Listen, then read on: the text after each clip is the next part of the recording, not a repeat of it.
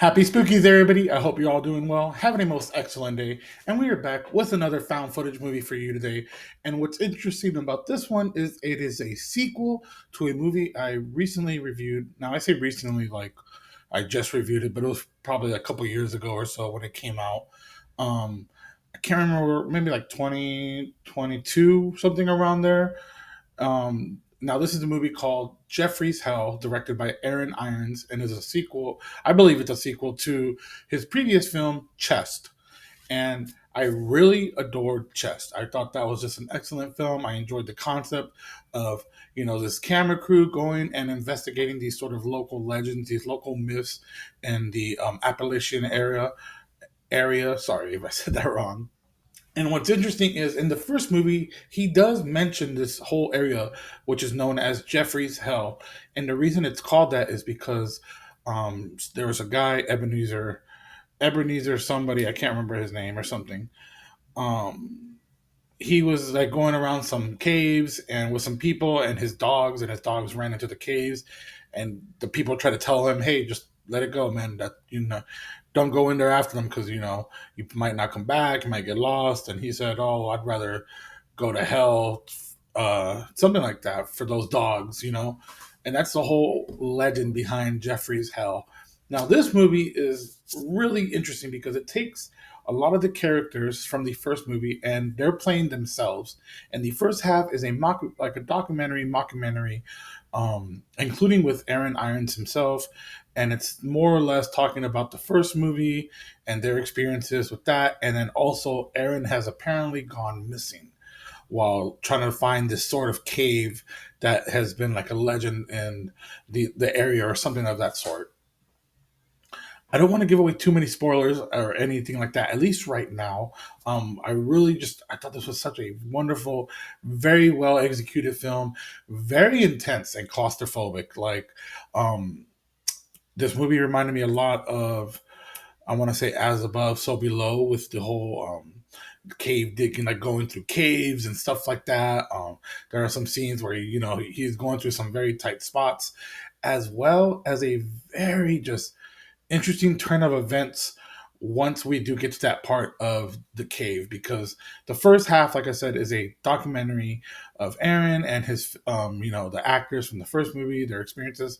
The second half actually goes into Aaron and him trying to locate the cave, and this is more, that's the whole found footage angle right there. Um one thing I really want to say in particular is I think this dude just, there's something about Aaron Irons and these last two movies that I just think he is onto something, and we really just need to look out for whatever's in store with this dude and his brain, because I personally found both of these movies to be effective. I actually enjoyed this one a little bit more too, just because of the second half. If you're into like documentaries, this first half will very well get you involved, and then we come to the second half. This movie was also streaming on Found TV, which is a optional free or pay, or it's optional to pay for the service, but it's also free with ads. Found footage only streaming service. They're not paying me to say that or like promote them.